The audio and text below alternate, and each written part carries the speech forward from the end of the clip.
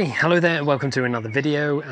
Right, well, today we got a little bit of an upgrade. Now, I did a video not too long ago with this. This was a G-Pass 2000 watts cast iron electric hob for the van, which works fantastically well. It really does. Works with my setup. I've put a new leisure battery in as well, or two leisure batteries, and it works just fine. The problem being with it though is because these are cast iron, is that, well, one, it takes a lot of juice, and two, these take a long time to cool down afterwards, which obviously when you're camping, it's not too good. You want to put this in the drawer and you want to put it away. So I started looking at the induction hobs. Now, a lot of them are really quite expensive. So what I went for and what I found is the Vango Sizzle double hob. Now, this hob, the cast iron one, was 2000 watts in total, so that's 1000 watts per side. This is 800 watts per side, so it's 1600 watts, so it's still a lot, but it's less than that. So obviously whilst camping, it's going to take less juice, so my battery hopefully should actually last a little bit longer. Not only that, being an induction hob means that when you take something off it, fingers crossed, it should be cool afterwards, and I should be able to pack it away straight away. So let's take it out. And we'll do the test like we did with the last one. I've got some water, got the kettle, which I think is a stainless steel one, so hopefully it'll work on it. And we'll give it a go. We have, oh wow, look! I shouldn't probably say wow, and that's not too exciting, but there is actually a storage bag for it. It's quite nice. It's nice to have something like that, keep it safe. Here's the instructions. Might actually need these. I've never used an induction hob before. I don't know how these things work. But yeah, we'll take a look. Look at that. Hopefully a good view on that. Got a kind of a, it's like a slightly mottled surface to it, which is, it is glass. Surface remains hot after use, do not touch. Hopefully not too hot, because that's the whole point. This is said, it's like, oh God, it's like a couple of meters worth of cable. Really don't need a cable that long. I will have to figure out some kind of a thing for that. Let's turn on the power.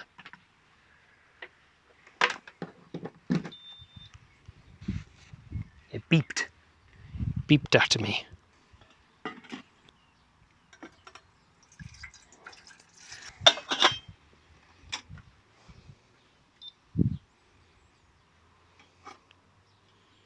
This is on.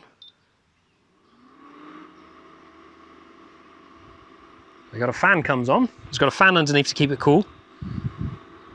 I think that's set in 5. Okay, the battery is remaining quite strong, up in the 12.3 volts, so that's doing fine.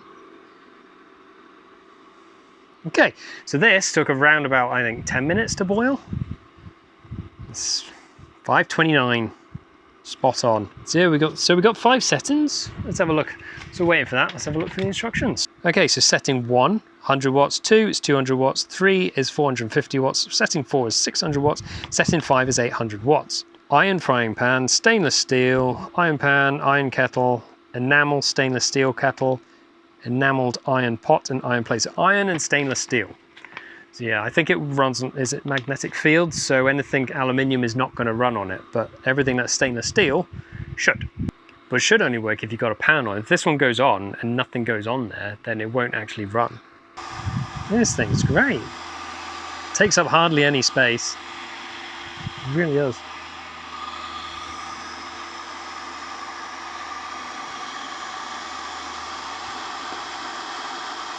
This is a keep warm function. You know, heating lock, keeps warm 70 degrees C, plus or minus. So if you got something on there and you finish cooking it and you just want to keep it warm, you can put a heating lock on and then just obviously just keep it warm. That's great. Well, we're on about 4 minutes, about the same time as like a kettle. I would say that it's great, but that cost £25 and took around about 10 minutes to boil this kettle. This, granted, this is £95 on Amazon at the moment, but it's using less wattage and it's taken around about 4 to 5 minutes. It's taken half the time to boil the water. Same amount of water. This kettle was pretty full the last time. I filled it up. You can just see just under the spout. Yeah, look at it go.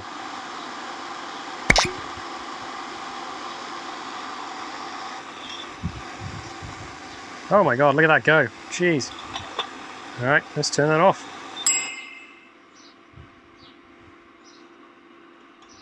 Move that across.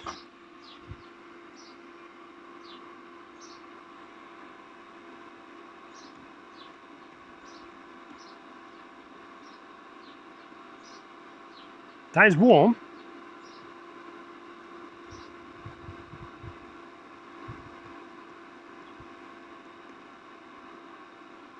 That is warm to the touch, but that is not boiling. That's perfect. Absolutely perfect. Look at that. There we go, Vango Sizzle. You have any questions? You have any comments? You'd like to see anything else about it? Let me know. But that's the unboxing and initial try of the Vango Sizzle.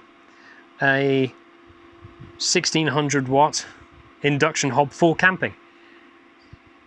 Yep, battery's holding fine. So I've got enough power. I could use that again quite easily.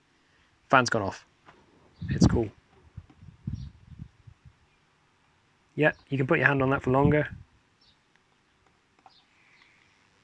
Bit of tarnishing, but it is for cooking. So, okay, please like, please subscribe, and yeah, we'll see if we can get this out in the wild, because that is definitely replacing that one.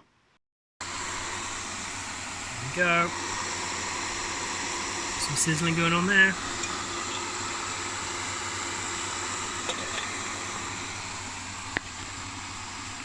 Yeah. Well, after